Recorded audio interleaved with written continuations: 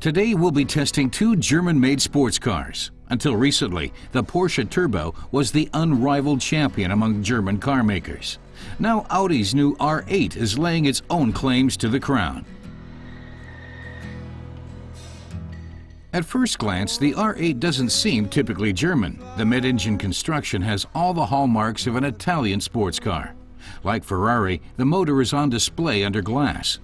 Bavaria hasn't produced a car with so much Italian flair since the BMW M1, and that was 3 decades ago. The R8 owes much of its sporty look to its oversized air intakes and exhaust. The exterior styling certainly generates plenty of discussion wherever we go. The interior, on the other hand, is classic Audi, only the gear stick looks like it could have been made in Maranello. Have friends around. Against the new look Audi comes the familiar form of the Porsche Turbo. And after all these years, the classic 911 look can still hold its own.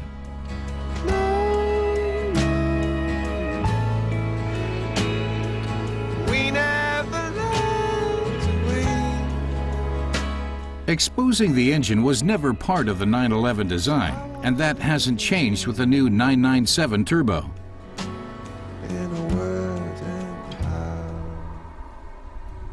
It's clear we're dealing with two high-performance vehicles that are more at home on a racetrack than a public road, but of course, on the streets is where we can best test the comfort factor, and we find our first surprise.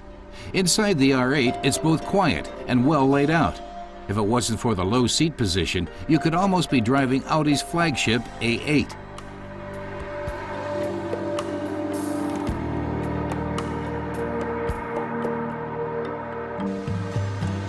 The Porsche Turbo is a much brasher beast. It's louder, tougher, just like a 911.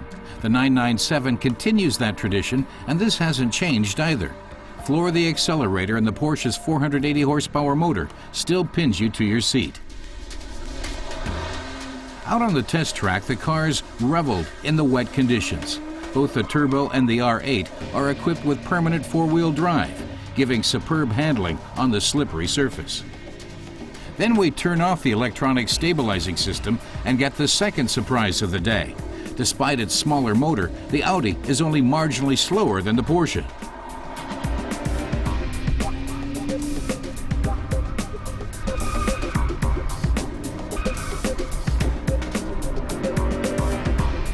One of the few complaints about the Audi, the Ferrari-style gear stick makes shifting gears more difficult than the Porsche.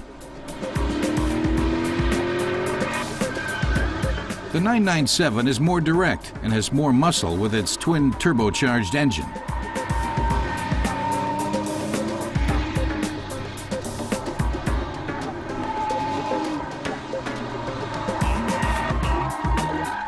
Porsche is sticking to its racy rear-engine mentality, but that's exactly what we love.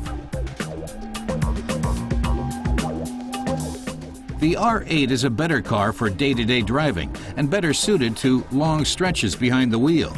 The Turbo is definitely louder, but that noise is just music to the ears of your average Porsche fan.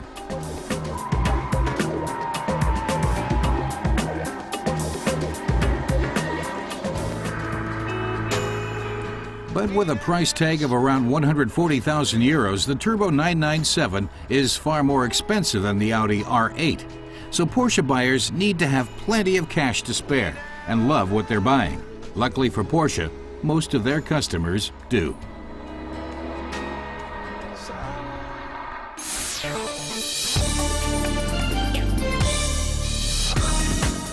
Good things come in small packages, and the new Fiat 500 Abarth is no exception.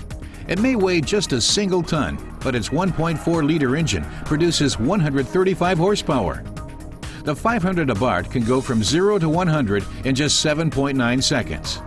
It looks sharp too, with its rear spoiler, bright red exterior mirrors, a modified grille, and prominently placed Abarth logo.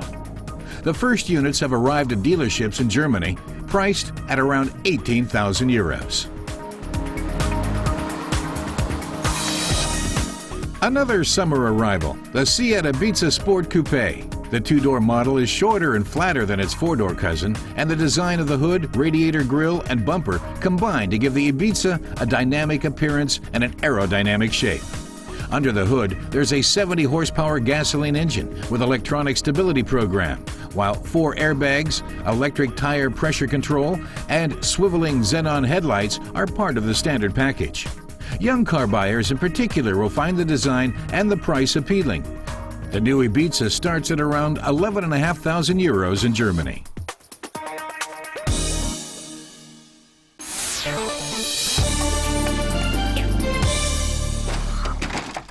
Rolling the car. It's the nightmare of any convertible driver.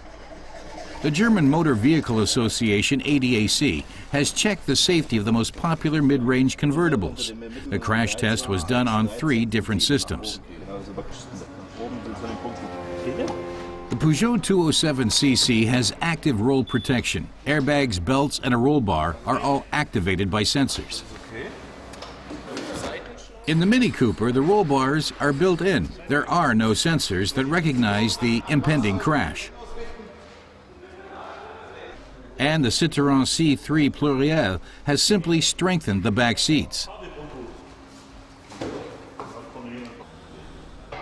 All of the 3 test cars have reinforced A-pillars. None of them have adjustable safety belts.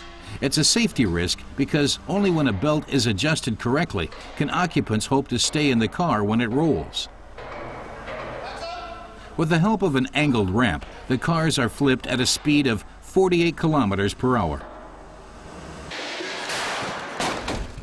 First off the ramp is the Peugeot 207. In slow motion, the extending roll bar can be seen. The passengers are well protected from the impact. As the position of the safety belt can't be adjusted, the front passenger slips out of his seat dangerously. The A-pillar bends in 11 centimeters and offers poor protection. The second candidate is the Mini.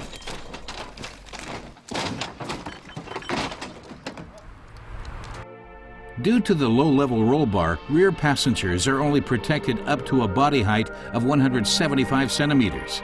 Any taller and a roll could be fatal. The belts don't tighten and the passengers fall completely out of their seats.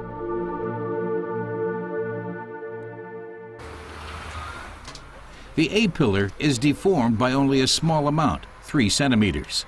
The airbag sensors don't react on rolling because the electronics aren't programmed to.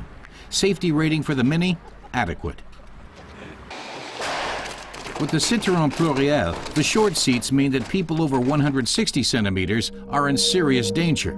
The A-pillars on both sides are deformed by 4 to 6 centimeters, and there are some serious head collisions. These would be fatal in a real crash.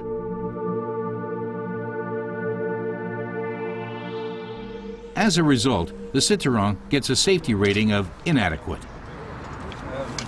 Also wir haben ganz klar 3 Forderungen. Overall, there are 3 areas for improvement, he says. The first is the A-pillars have to be improved. The second requirement that the safety belts have to fit better. The occupants have to be held in their seats better in order to avoid collisions with the ground. And the third thing is, he says, the cars need to be installed with detection sensors to activate extra safety features during a roll. But even with these improvements, driving a convertible is still a risky pastime.